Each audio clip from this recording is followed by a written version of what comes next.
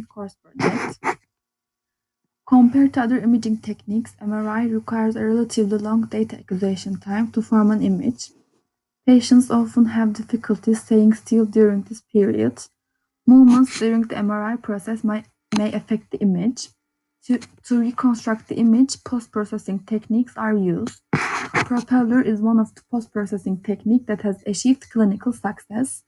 In my project, I searched about a new technique called Trellis that is used to reconstruct the image. Now I will give general information about Trellis algorithm. Trellis algorithm uses the overlap between pairs of orthogonal strips for signal averaging and to produce a system of equations that quantifies the rotational and translational motion of the object. The data obtained is used to correct the image by using this motion estimation. It consists of 6 steps: data collection, case-based alignment and centering, T2 blurring correction, motion detection, motion correction, grading, and final reconstruction. Now I will briefly explain each step. Data collection. Trellis uses a unique case-based trajectory. Data is obtained using interleaved horizontal and vertical strips.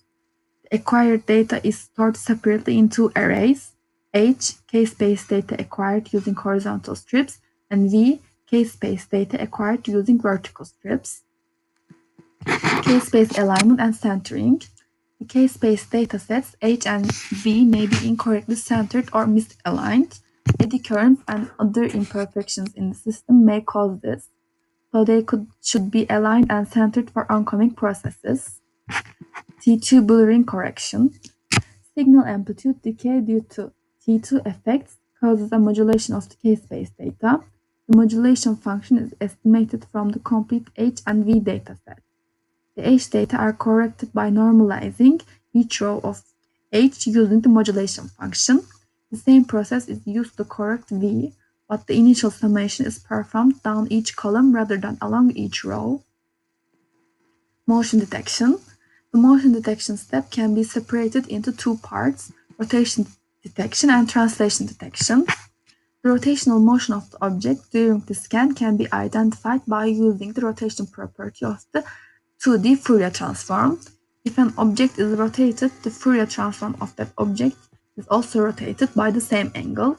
The rotation that has occurred between the measurement of 2 orthogonal strips can be determined by the rotating one strip relative to the other to achieve the largest correlation between the case-based magnitudes in the overlapping region. Procedure for translation detection is similar to process that used for rotation detection. Motion correction. Using the rotation detection algorithm and translation detection algorithm, the phase in each case-based strip can be adjusted to correct for the estimated motion. Grading and final reconstruction. Once all data has been corrected, a complete case-based dataset is formed so that a final image can be reconstructed. However, holes may have appeared in case-based data where no sampling occurred. To some extent, these can be corrected using the Hermitian symmetry property of case-space. The inverse discrete Fourier transform is applied to produce the final motion correct image. Thank you for watching.